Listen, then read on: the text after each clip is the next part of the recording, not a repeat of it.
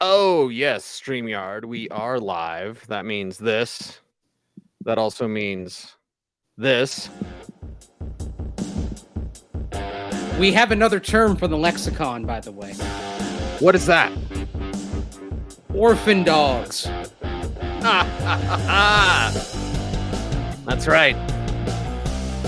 What Who does let the that dogs mean? out? Oh, gosh. How many dog references can we come up with, right? In one show. Well, it's one of my dog's birthdays today. It's Cooper's Happy birthday, Mace's dog. Cooper is 4 years old today. There you go. Little Coop. Little cuddle rocket Cooper.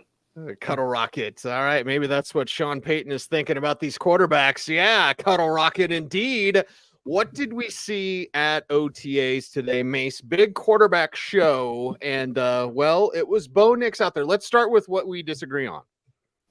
I think it was on purpose that Bo Nix was chosen to be the first team quarterback today, the only day that was open in the media. You disagree. Let's decide. Let's chop it up. Okay, I think you think there's purpose into it for the media.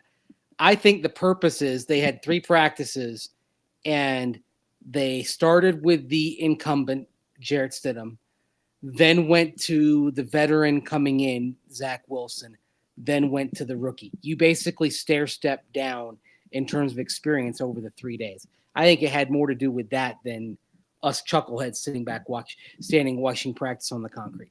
I think Sean Payton does everything on purpose, and this is a decision because it could have been Stidham all 3 days. In fact, Mace, I'm a little bit surprised it wasn't Stidham all 3 days, even with the split of reps that we're going to talk about. We have the clip of Sean Payton discussing it, but I was kind of expecting, maybe emotionally expecting, Mace, it was just going to be Stidham for 3 days. I was expecting Stidham and Wilson, and maybe you see Bo Nix with the 3s all the days. So what this tells you is it's wide open, and it's wide open for Bo Nix if he can do enough to claim the job right away. And there's plenty to chop up on that. We're not going to get to everything in this show. I would encourage you to watch what we're going to have over the weekend as well, because you've got Peyton Manning, for example, espousing that his advice to Bo Nix is that experience is the best teacher. How do you get experience? You get experience by playing, and that's it, right? So not by watching on the bench. And so today, Bo Nix with the ones against the ones, as Obi-Wan Kenobi would say, he took his first step into a much larger world. Well, as Senator Palpatine would say, we'll watch his career with great interest because that's what we were doing. But on this topic, and again, this is why I think conspiracy theory time, tinfoil hat time, Sean Payton brought this up to us today on don't read too much into the first team reps being Bo Nix. Here's what Coach had to say. And we tried to, and this is important for everyone, we try to split up all the reps. So there's going to be a time where you read into the reps. I don't think it's early in OTAs.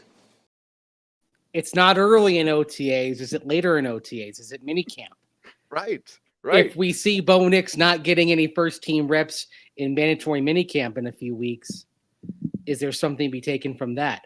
Or if we see Bo Nix getting most of the first-team reps by minicamp, I think then we know, okay, Bo Nix is probably going to be your week 1 starting quarterback. We may know that by minicamp. I would say based on today, what we saw, today would not have been a day where you said, oh, you're handing him the keys right now in terms of what we saw from the quarterbacks. You think it was nerves? You think it was that for Bo? Like, he was super excited. He was high-fiving nerves and excitement. Mm-hmm. First day working with the first team. And you noticed it in individual work. He airmailed a couple of passes in individual that usually he's going to be pretty metronomic and precise with.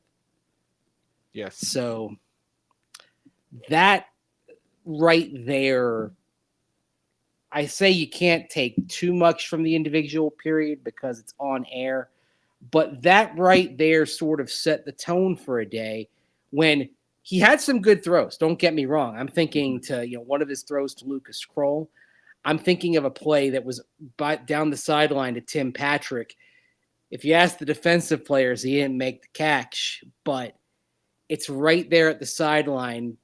Tim, gets his toes in bounds. It's an incredibly narrow window. Yep. Right by the sideline. And Bo stepped up and fired and hit him. Dadgum perfect pass, basically. So there were moments like that. I also liked the way when there was pressure. By the way, Nick Benito had himself a day today. He did. Yes. Yep. When there was pressure, he felt it well. He anticipated it. One of the things that when it comes to quarterbacks that you can't really coach is the feel for the pass rush. Can you feel those steps coming off of your blind side?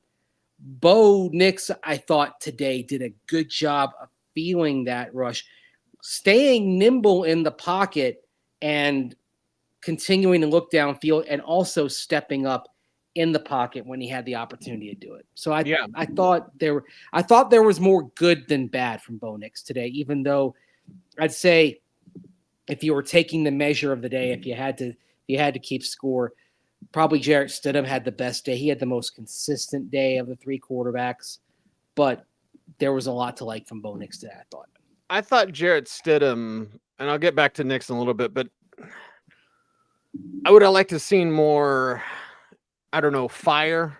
Maybe he's just the relaxed veteran. We actually talked to him, and we'll play more of this video later. We got a ton of shows for you guys coming up. We got Saturday stuff. We got OBT2s. Like, just stay tuned, subscribe, like, comment. All those things help us out. We got you covered, no doubt. Would have liked to see a little bit more fire. I wanted to ask Stidham, like, do you feel like you're the one? Because he was more, hey, I understand it's a business. Yeah. And you're in the business of winning this job. So act like it. So consistency, yes. But Bo Nix with the exciting plays. The Kroll throw was a tough throw. Yes. And the Kroll throw was a touchdown. Yeah. We got a whole show about Kroll coming up as well. So Kroll was good today. Lucas Kroll. Damn good. He was damn good. We've been telling you about Lucas Kroll for months. Yes. So. He came off the field and was just feeling it, man. It was a great day of practice for him, and not just in a practice sense. I think on Nix, the thing I like is that there was excitement, Mace, and enthusiasm, even with the nerves. And I like the way he was leading. It wasn't a fake rah-rah. We've been around that before, right? We don't need to name names if you don't want to, but we've been around the fake, like, let's go, guys.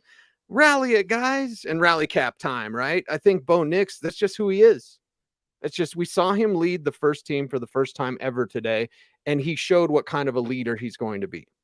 Yeah, it was a good sign. There were more positive indications than negative. I want to ask you, what did you think of him under center today?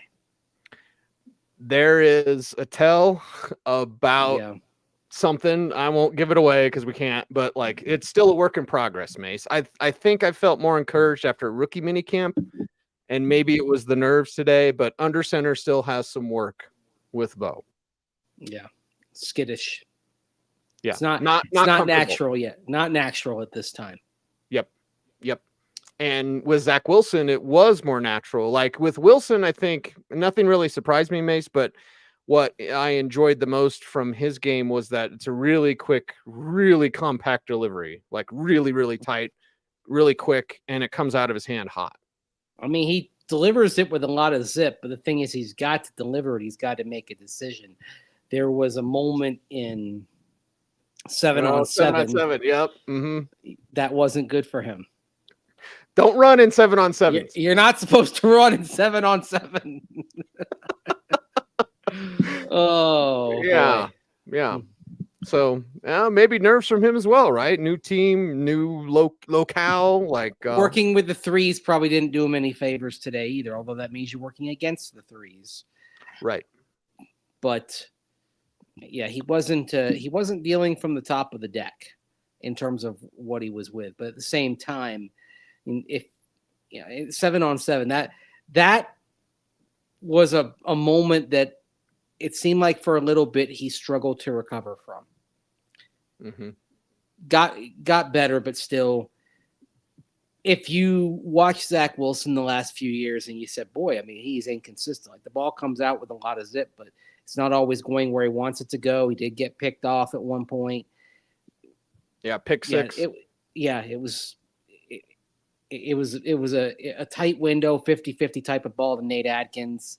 It was Omar Brown that got it, right? Omar Brown, Nebraska kid. It was Nebraska. because it was 40. It was 45 on 45 because we're at the time of year where we got an offense 45 and a defense 45, and the offense 45 couldn't come up with the ball. And as I'm watching the play develop, I'm thinking, oh, he's going to go there, and he shouldn't, and he did. Yeah, que sera. That's right. Here's Sean Payton talking about one Zach Wilson. You could tell he's played, and I feel like he's got very live arm strength. And he's picking up the offense pretty quickly. Okay. Live arm. He could tell he played. And it always goes back to the arm real quick, which I don't think is good for Zach, by the way. If someone's talking about, wow, he's on rhythm and he's on time, like it always is like, he's got an arm. Yeah, everybody, he's got an arm. So when Sean says that super quick, Mace, I'm like, oh, that's not good. Yeah, because you're going back to the one attribute that you know he has, and if he's going to flourish in this offense, he's got to develop some other attributes. He's got to make better decisions. He's got to be more accurate. Right. We didn't see that today. All right, it's day 3, so we're not handing anybody the job right now, but if that's the case on day 6, because that's the next time we'll probably see them is a week from now on Thursday, then then what are we talking about here? Right now, if we're basing it on today, there's a long way to go. We're just barely starting down the path. But based on what we saw today, Jarrett Stidham, I think, would make the roster because Zach Wilson's got to be Jarrett Stidham's equal to make the roster, regardless of what happens with Bo Nix, and that's not there at this point. Yeah, it's not there at this point. We'll see if it does get there. And Jarrett Stidham, to kind of go back to him, Mace, most consistent of the day. Should he have been better? Knowing this offense, should have been sharper, working as the second team guy. The Broncos have, how many receivers do they have, dude? We're going to get to the receivers and what we saw from Timmy Pats and Devon Vele. But like, shouldn't Stidham have looked better? Knowing the offense, working against the twos, working with the twos, but there's really good receivers as the twos on this team. Like the decision on wide receiver is going to be really tough for the Broncos this year. So maybe it's just me. Maybe it's us talking to Stidham afterwards, and it was more like, it's a business. No, dude, I kind of want the alpha dog. I'm the man. I'm going to show you. I feel so good after a year. I'm the man. Would you prefer he answer that question like Joe Flacco, saying it's not his role to be a mentor when Drew Lock comes in 2019? Right. I was perfectly fine with the way Stidham answered the questions. I came away from the day with a much better feeling about Stidham than you did. I had no problem with his demeanor in the post-practice Q&A. I liked the way he talked about how he went back and studied the 2 starts that he had last year. Oh, yeah. And said he's got to work on the footwork. That was, he said he went back and there were some things he needed to work on. I'm like, okay, specifically what? And what is it? Okay, there you go. I like the fact that he actually was willing to kind of cop to something specific that he had to, in which he had to grow. And he had the single nicest throw of the day. Late in practice, Troy Franklin. By the way, Troy Franklin had a really good day today. Yep. Beautiful connection to Troy Franklin. And it was, post route down the middle. Yes. Guess what? All 3 quarterbacks using the middle of the field. It's there. It's so nice. Isn't it nice to have the whole field? Using the whole field. The whole field. Yeah. You got all that space, all that square yardage. Make the most of it. Well, it's a debate. It's something we're going to continue to watch, Mace, because when they were doing warm-ups and 7-on-7, I was like, Stidham's, I talked to Rachel because she was next to me watching practice, and I was like, Stidham's treating this like practice. And maybe that's what he should do. And again, It is May 23rd. It is May 23rd, so I'm not going to read too much into it. But damn it, I wanted to see some fire. And maybe when they got to team, I'm not saying he's a gamer. I hate that term. But it's like, okay, he did save the best for last. So that's a good thing. Yeah.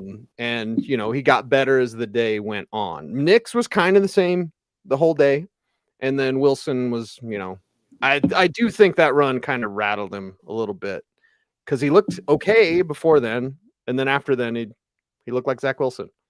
Yeah. Well, he looked okay when it was individual work, right? Mm-hmm.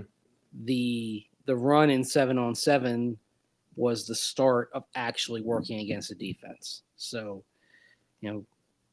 good against remotes is one thing. Good against the living, that's something else. What about good orphan dogs? Here's Sean Payton with the buzz of the day. This is what everyone's talking about right now. Here's what Coach had to say. Good. It's kind of the orphan group. All of them they're all orphan dogs. They've come from somewhere, but they're doing good, and it's a good room. It's interesting. So we're calling Bo Nix an orphan dog. I mean, you did draft him in the first round. Maybe it's the transferring from Auburn to Oregon. Maybe. But Nix didn't fit that term to me. I was like, okay, Jarrett, yeah, okay, Zach, yeah. Bo? He's not your top dollar with the gold fleet collar? Yeah, Jarrett's on his third team in 4 seasons. Zach Wilson, was as a number 2 pick who didn't even make it to the end of his contract with his original team. Actually, that's actually worth looking up. How many number 2 overall picks did not make it to year 4 with the team that drafted them? Whew. That's probably a pretty short list. Yeah, I would think so. But Zach Wilson's on that list. And we're seeing them split the reps, man. Like, this is what they're going to do. Now, back to Peyton's first comment. We played, Mace. When is that time? It's too early, but when is that time? I honestly think it's in 2 weeks. I think if it's not 2 weeks, then I think it's those 3 days in minicamp. Okay. Because the end of 2 weeks will be 10 practices because they had 3 this week, 3 next week, 4 after that, and then the 3 days of mandatory minicamp. I think by the time we get to the mandatory minicamp, you'd like to have an idea. I don't think it's going to do anybody any good if it's 1, 2, 3 going into training camp and you're dispersing the reps all around. No. I think it's got to get to either a competition of 2, the old 50-50 thing, or let's say it's Jarrett Stidham. Then it's okay. Bo Nix, develop, grow. When you're ready for more, we'll bring you up. And to go back to, for example, Russell Wilson in Seattle in 2012, Matt Flynn was getting all the first team reps, and then Russell Wilson in training camp and in preseason games tore it up. And even though he was working with the 2s, you knew he was the best quarterback there and he was going to get the job. And maybe that's how it looks for Bo Nix if he doesn't seize the number 1 job here in the next couple of weeks, that it goes back to him working, say, with the 2s or the 3s. And then as his confidence grows, if he does well, especially when you're going preseason game and when you have the joint practice against the Packers, if he does well, then that's the sign. And then you move him up and you worry about what comes next. Well, our buddy Gage here from Broncos Syndicate asks if Stidham was too conservative. We can't say everything, Mace, but 1, I wouldn't call this offense conservative. 2, there are going to be some boring parts. And 3, the problem with Bo Nix today is he didn't make the easy stuff look easy. He did in rookie minicamp. Today, the easier stuff was a little, we weren't standing next to each other, but if we were doing the annoying, 1, 2, decide, like we were in rookie, he wasn't doing that today. I was doing it quietly because I took a position where I was basically right. We were able to kind of walk around and move around. and I took a position right near the line of scrimmage. I was trying to kind of get a feel for the cadence of the quarterbacks. Right. But also I was sitting because I was close there, I was probably too close to where I was going to count out loud. So I'm counting in my head, 1, 2, 3. What we saw in rookie minicamp was 1, 2 out, 1, 2, 3 out with a check down. We didn't see that today. There was some disruption coming in quickly, but there were times when he seemed to kind of hold on to it a little bit. Now, on the other side of that is he did do a good job of not retreating, not making the pass rush worse. And like I mentioned earlier, he anticipated the rush pretty well. There was one play, there was one of the rushes that I think clearly would have been a sack. But the others, the way he anticipated and stepped away, I think if you're in a game situation, he would have gotten away. And one of those actually led to one of his nicer throws of the day. So that's another thing you like, is the ability for him to escape, get outside when the need arises, keep his eyes downfield, and make an accurate throw. Yeah, and we didn't see him. We saw him use his legs because he can, but it's not like he was just dropping the ball, tucking it, and running. We did not see that. We saw that from Zach. Yeah, Bo Nix wants to beat you with his arm. I mean, the legs are there, but he wants to do it with his arm. Zach Wilson, even on that sack play, he extended it. It would have been a sack, but then he still threw it. Yes. Mm-hmm. So I'm not discouraged by Bo Nix. I think but this is why I said on the day of the rookie minicamp, and we were both excited watching it, but same time, there's going to be some ups and downs. Today, I thought, is a perfect microcosm of something for a rookie, because we can sit here and talk about some positive attributes, and we can talk about things he needs to get better at. We can talk about, he climbs the pocket. Okay. I like that very much. Mm-hmm. You can see the glimpses that tell you he's going to figure this out, I think. And I'm also very encouraged. I go back to the feel for the pass rush, because that's something, if you don't have that, it never comes, right? Who's got the best feel for the pass rush ever as a quarterback? I mean, it's not necessarily about mobility and the ability to get 25 yards explosive runs with your legs. Dan Marino had great feel for the pass rush. Ben Roethlisberger had great feel for the pass rush. So I think it's, even though they weren't, gonna get a huge run, they could elude. They could feel things and manipulate the pocket and escape. So on a scale of Ben Roethlisberger to Christian Hackenberg, in this regard, Bo's definitely on the plus side of that, rather than the negative side of that. That's encouraging. That's encouraging to me. Yeah, day one. That's really encouraging. Yeah, because it's only going to get better. It's only going to get better. But if you don't have that, you are DOA as a quarterback in this league. I mean, no matter what else you have. I mean, I'll give you an example of a quarterback who struggled with that was Brian Griese, who could be very accurate and could run Mike Shanahan's offense well. But heaven help him, he had no feel for the rush, which is part of why he kept getting injured, because he'd get crushed. Right. And if he got hit, it was 50-50. That ball was coming out. Fumbles were a problem, right? Yeah. So that's why I feel more positive than negative about the day for Bo Nix. As we wrap up today's show, and trust me, we got a blankety blank ton more to say, and we're gonna have. This is not our last show of the day, by the way. We've got we got OBT2 tonight, so you got more coming. Stay tuned. Yeah, you got more coming. I do want to wrap up with this, because we probably won't do a whole lot on this. Question though, real quick. Who is our starting center? Well, it wasn't Alex Forsyth with the first team, which I don't know if it's surprising, Mace, but it was interesting to note. I'm curious to see what it looks like next week, because it's, they've been talking about Luke Wattenberg and Alex Forsyth.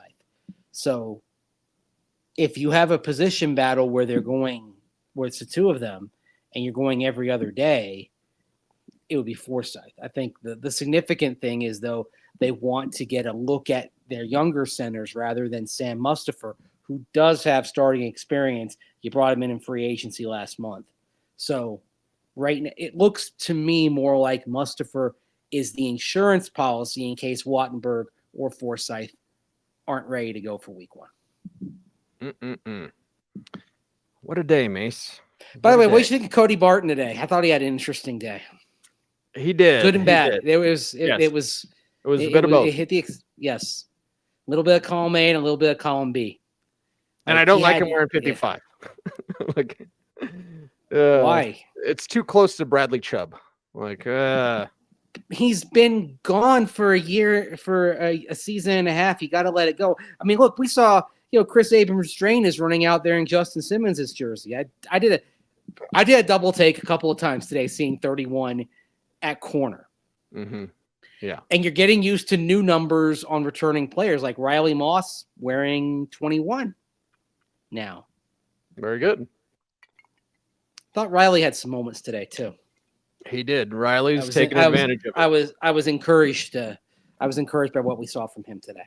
Anytime we get one of these, Mace, I get excited because it's like, oh yes. And I so wanted to correct Sean Payton. Not all of us were looking down to see who yes. Are we talking about the quarterback competition to which he referred? Uh-huh. Yes, I know. Yeah. I heard that and I'm like, no, oh no. Okay. You got the wrong guy. Mm-hmm. We have that quote, don't we? Yeah, we'll play it on the next show. We got lots and lots to come at you. So Sean was a little under the weather today, I think. I believe so. Yeah. Yes. It wasn't the 2 latte day type of Sean Payton, but it's still a good Sean Payton. And I liked his shoes. They were 11s. So you mentioned that. You had to get that in when he left the podium. You had to. The 11s. I would like to stand out to Sean Payton. So there you go. Nothing wrong with that. You can't worry about it. Just do your job, man. That is my job. What, to point out what shoes he's wearing? Of course. Which edition of Jordans? Yeah. Yeah. I can tell you the 1s, the 2s, and the 3s. After that, I stopped counting. And that's about it? Okay. Yeah. Those are good shoes, too. But either way, he's Andrew Mason. I'm Cecil Lammey. And Mace, before we're out of here for this show, we'll be back later with another show. How can people help us out on YouTube? Like. Comment. Share. Subscribe. Hit that notification bell. So that you never miss a vid. That's right. He is Andrew Mason. Follow him on all the socials at Mace Denver. I'm at Cecil Lammey saying thanks very much for watching. OBT2 is the thing. So stay tuned for that. And as always, would you please stay frosty,